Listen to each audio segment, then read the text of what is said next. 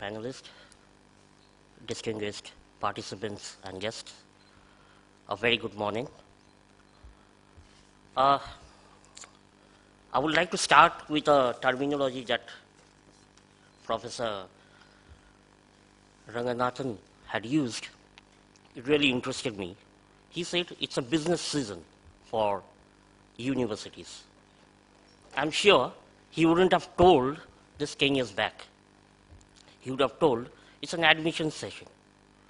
Is it a business session? Has education undergone a rapid change? Is education scenario changing? That's a big question now in everyone's mind. And my presentation would highlight on certain aspects of those. So to begin with,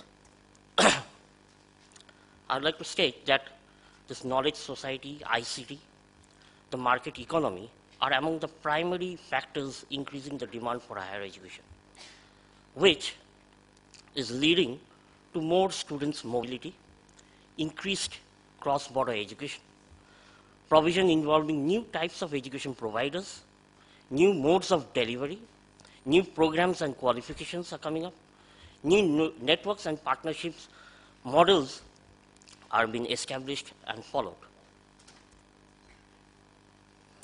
Thus, a very fascinating world of cross-border education is emerging now, where we are witnessing rapid changes and developments.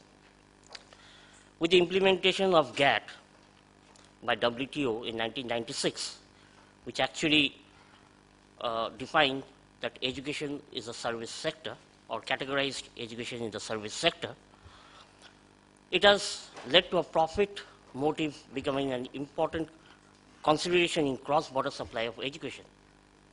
Yes, it has become a profit motive sector. That's why he might have told that it's a business session now for all the universities and institutions.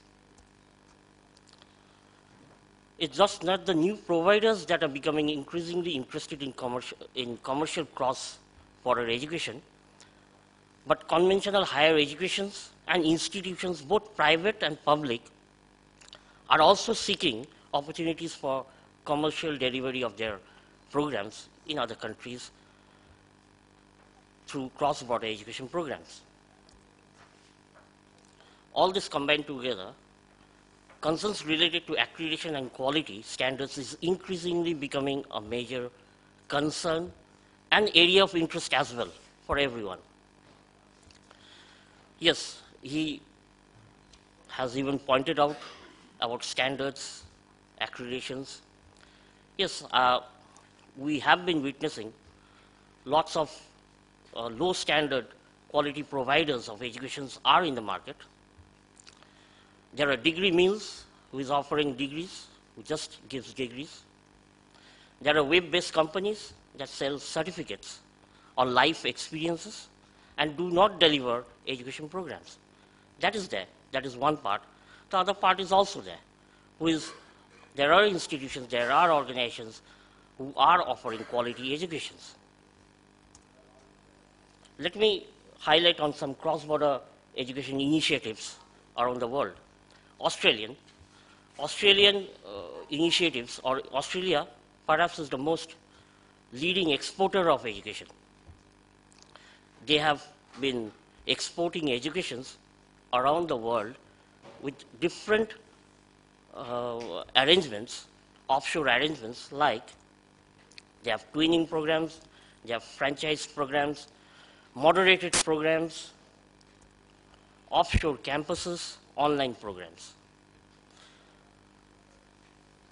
We have seen Monash University, I'm just citing one example. Monash University has established offshore campuses in Malaysia, South Africa, Italy, India. An example is IITB Monash Research Academy in Mumbai. Similarly, in India also, we are seeing there are Indian initiatives as well. The best example is IGNOU. I come from Nepal. I represent Nepal, and I'm associated with IGNOU centers in Nepal. I have been witnessing big changes within IGNOU going on in terms of cross-border education.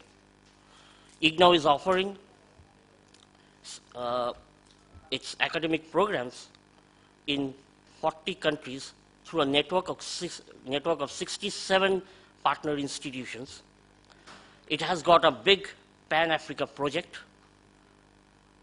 Pan-SARC, Pan-Middle East projects are on the pipeline, and it has got several alliances with various universities and institutions in other countries as well. Besides IGNOU, Manipal, Academy of Higher Education, Amity, Madurai, so on, Vinayak Mission, Sikkim Manipal University, they are also establishing their centers outside India. Other initiatives around the world is Dubai Knowledge Village, where universities from around the world are coming and establishing their colleges and centers, study centers or learning centers. Similarly, University of Westminster, UK, is a key foreign academic partner in Bahrain. Singapore has got more than 12 foreign universities offering approximately 522 degree level programs. Now let me come to my country, Nepal. What is the scenario in Nepal? Yes, Nepal was given membership of WTO in 2004.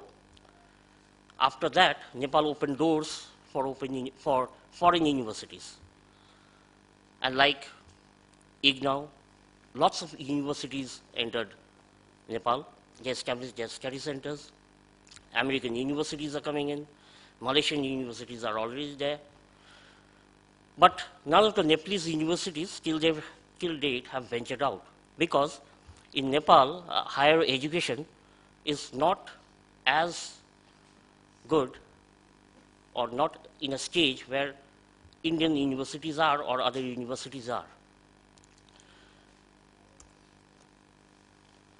Now these are few to recognize that in cross-border education, there are different perspectives and issues depending on whether one is receiving host country or a sending source country. So various issues are coming, and one of the prime issues that is concerning everyone is accreditation, qualities are some of the issues that is concerning everyone. Similarly, we have seen emergence of new education providers. It's not only limited to universities. Now there are new players in the town, like media companies, such as Pearson UK, Apollo USA, Informatics, Aptech, NEET, corporate universities of Motorola and Toyota are one of the examples. Emergence of new education system is also taking place, like e-learning, m-learning. Now we are talking about blended learning, flexi-learning, and I'm also hearing that a cloud learning is also coming up. With all the developments taking place, program system, delivery system, and evolving of new culture trained in learning environment, assessment is certainly becoming a major challenge and matter of concern as well as of interest. Now, there are some principles of assessment. I think Dr. Ranganathan and Rajiv has talked a lot on assessments, so I would not go in details in this. But the principles that are in practice in assessment or that needs to be followed, like the assessment of the student's learning begins with educational values. Assessment should not be, that means that assessment should not be the end in itself, but should be a vehicle for educational improvement. Assessment works best when the programs it seeks to improve have clear, explicitly stated purposes. It also works best when it is ongoing and not episodic. Assessment fosters wider improvement when representatives from across the educational community community are involved. It's not only the faculties, it can be some professionals, some alumni, some employees. They can also have a great contribution on assessment. Assessment is most likely to lead to improvement when it is a part of a larger set of conditions